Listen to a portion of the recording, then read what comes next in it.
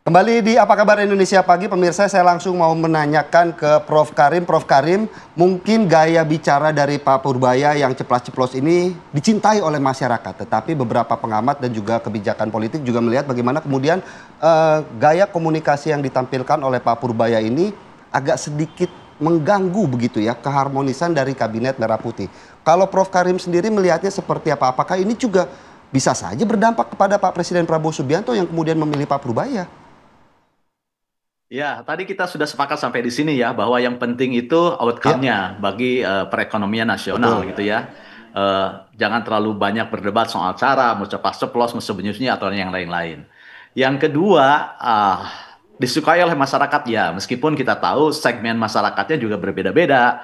Dan kita Ya, punya keyakinan umum bahwa untuk mencari dukungan, komunikasi, pergerakan, datanglah ke kampung-kampung gitu ya, ke segmen bawah. Tapi untuk betul. mendapatkan ide baru, gagasan baru, datangnya ke masyarakat atas. Saya tidak tahu ini dukungan datang dari mana, itu poin kedua. Tapi terlepas dari itu, kita Mhm. tadi sudah singgung, baik oleh saya, oleh Bang Ahmad. Saya katakan tadi, hati-hati, ini ada sinyal negatif gitu ya.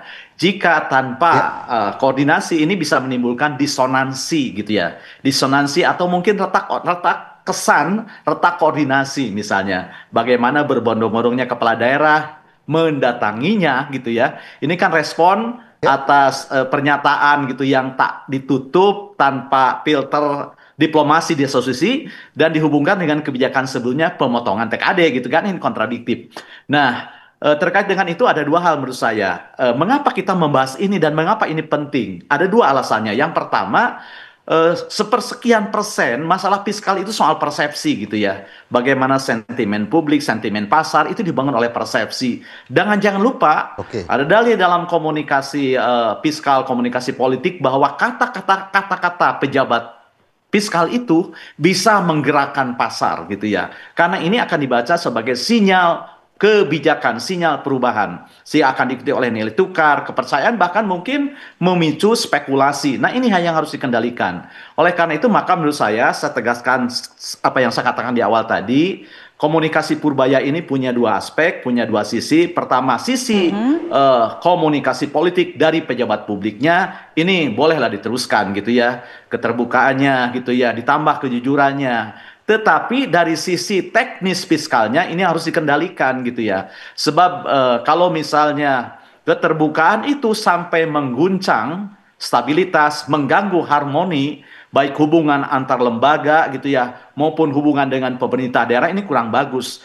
Karena keterbukaan yang Oke, tanpa batas itu bisa meruntuhkan ya, bukan hanya meruntuhkan kredibilitas Mhm. personal, tapi juga meruntuhkan stabilitas pemerintahan. Nah, dan baik Prof. Karim. ujung-ujungnya ya tentu saja ini akan Mhm. akan kembali ya efek semua ini kepada bosnya yang mengangkatnya, yakni Presiden Prabowo Subianto. Oleh karena itu maka menurut saya meskipun sampai hari ini gitu ya, sampai hari ini dibutuhkan oleh Presiden, tetapi tetap saja sekali lagi saya katakan tadi, Pak Purbaya Mhm. ini adalah warna menyala dari mural yang dilukis oleh Presiden Prabowo. Jadi jangan sampai kemenyalaan warnanya ini menutupi desain mural secara Mhm. keseluruhan atau misalnya terlalu menutupi Ya, warna yang lain. Jadi tetap aja koordinasi itu dibutuhkan. Oleh karena itu maka baik. menurut saya sekali lagi dimensi politiknya bisa diteruskan, keterbukaannya gitu ya. Karena Mhm. publik berhak tahu, bukan hanya harus tapi berhak tahu bagaimana kondisi fiskal. Sebab apa? Sebab dalam pemerintahan demokratis ini bukan saja capaian yang harus diumumkan, jadi bukan hanya capaian yang harus Oke, diumumkan, capaian pemerintahan Prabowo Subianto dalam setahun diumumkan, tapi jangan lupa untuk mengumumkan pula apa sebenarnya masalah yang sedang kita hadapi, sehingga setiap orang merasa tergugah untuk ikut terlibat memecahkan persoalan itu. Itu yang pertama. Tapi baik. sekali lagi, dari sisi teknis fiskalnya ini memang perlu ditransformasikan. Saya sudah lama meyakini Mhm. bahwa kontroversi itu seksi, tapi kadang-kadang jauh dari kebenaran. Meskipun sampai hari ini Oke, saya masih percaya bahwa Pak Purbaya tidak bekerja mencari tepukan, tapi bekerja dari ruang data. Tetapi saya diingatkan tadi misalnya, Bang Ahmad mengatakan, oh ini bisa membakar yang lain-lain. Jadi jangan sampai Mhm. komunikasinya itu bisa membakar ruangan, tapi tidak menghangatkan isi orang-orang yang ada di dalamnya. Artinya seberapa besar sih ini ngefek. Jadi artinya keterbukaan, ceplas-ceplosnya, gitu ya. Saya tidak pernah Iya. menggunakan gaya koboi karena menurut saya analoginya agak kurang tepat gitu ya. Jadi keterbukaan, Baik. ceplas-ceplosnya itu harus bisa menggerakkan kepercayaan. Jadi Oke, pesannya adalah baik. boleh terbuka gitu ya, tapi tidak telanjang. Mhm. Boleh berani, tapi Oke, harus Oke. menggugah semua elemen ekonomi sekaligus menambah kesadaran dan kepercayaan dari publik. Ada harapan begitu loh. Ada harapan dengan gebrakan-gebrakannya gitu, bukan hanya sensasional, Ya. tapi memunculkan harapan. Harapan bahwa ruang usaha akan terbuka. Harapan bahwa nilai tukar Baik. akan menguat. Harapan bahwa lapangan kerja pasar akan tumbuh. Harapan bahwa ekonomi biaya tinggi dikurangi, harapan bahwa korupsi gitu ya sejalan dengan pemerintahan Prabowo yang misalnya tidak akan takut dengan jenderal atau dengan maling atau dengan apapun, ini harus tetap satu nafas gitu ya, agar tidak terjadi disonansi atau kesan retak koordinasi yang jika itu muncul malah akan menjadi bumerang bagi dirinya dan bagi politik secara Baik, keseluruhan. Prof. Karim. Baik, Prof. Kita ke Bang Ahmad. Bang Ahmad, anggaplah ini adalah fase honeymoon karena baru 2 bulan nih Ya. sebagai Menteri Keuangan. Kira-kira sampai batas mana toleransi masyarakat kemudian menyukai gaya komunikasinya Purbaya, kemudian tersadar bahwa wah kita belum dapat nih, dompet kita, keuangan kita belum meningkat nih. Kira-kira seperti apa? Ini tergantung honeymoonnya kepada kondisi ekonomi. Oke. Kalau kondisi ekonominya membaik, ya mungkin honeymoonnya bisa diperpanjang. Tapi kalau misalnya masyarakat sudah merasa, loh, kok inflasi, harga-harga naik terus, kok dompet kita makin tipis, kok saya sudah berapa kali melamar pekerjaan nggak dapet-dapet, honeymoonnya akan sangat lebih singkat.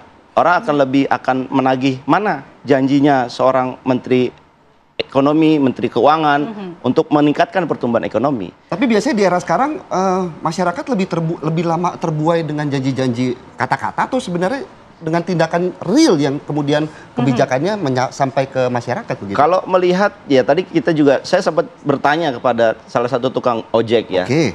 Ini kan karena informasi begitu deras, tukang ojek juga mengapresiasi apa yang dilakukan oleh Pak Purbaya. Misalkan Oke. mengatakan, terima kasih Pak Purbaya Ya. udah membantu yang 1 juta nunggak, yang slik OJK-nya bermasalah, akan dihapuskan supaya dia bisa mendapatkan kredit yang lebih baik lagi, terutama Masuk perumahan. BPJS juga ya. Masuk BPJS juga.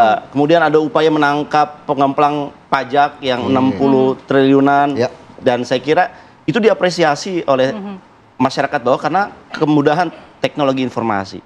Tetapi yang sampaikan juga oleh Prof. Karim, ini kan orang tuh kalau udah bicara mengenai dompet dan perut itu kadang-kadang informasi buayan semanis apapun dia nggak akan mempertimbangkan itu sesuatu hal yang besar. Ya. Apa yang saya sampaikan, Pak Purbaya harus sudah mulai masuk sekarang fasenya pada adalah mendeliver janjinya itu kepada indikator ekonomi yang real. Udah cukup ya fase Iya. honeymoonnya Kita ya. sudah bersyukur Pak Presiden menunjuk Pak Purbaya ya mengentertain ya. Ini kan satu hal yang belum Baru pernah ada, begitu ya. yang baru. Tapi kemudian kalau ini tidak dibuktikan dengan konkretnya di lapangan, ini akan juga mengganggu tidak hanya kredibilitas Pak Purbaya, juga kredibilitas Pak Presiden. Oleh karena itu saya kira sekarang Pak Purbaya kalau boleh menyarankan begitu ya, sekarang bicaranya adalah misalkan seperti kasus 200 triliun. Disampaikan juga, ini suku kreditnya sudah turun sekian. Dan masyarakat bisa cek kalau seandainya belum turun. Nah, itu kan satu ada yang feedback lagi ya, dengan apalagi dengan tadi Menteri Keuangan yang sangat dekat dengan rakyat dengan lapor Pak Purbaya. Ini satu hal dia sangat bagus. Karena hubungan rakyat dengan Kementerian Keuangannya dekat. Iya. Oke. Tapi satu hal Tapi kalau dia progresnya? kalau Proses nggak begitu, deliver, itu proses jadi laporannya bumerang. yang kemudian yang ditanda-tanyakan bahwa ini beneran diproses atau enggak laporan-laporan tersebut. Ada Karena sekian informasinya ribu juga ya? 30.000. Sudah 30.000 Betul, Artinya yang masuk ke lapor artinya Pak Purbaya. Rakyat butuh 30.000 respon dong. Yang kerja sampai jangan sampai orang mengadu tapi nggak ada responnya. Iya. Nanti kalau orang mengadu nggak ada responnya, jadi kewibawaan negara yang dipertaruhkan. Loh, katanya sudah mengadu tapi tidak direspon. Yang- Remnya apa Bang Hidayat?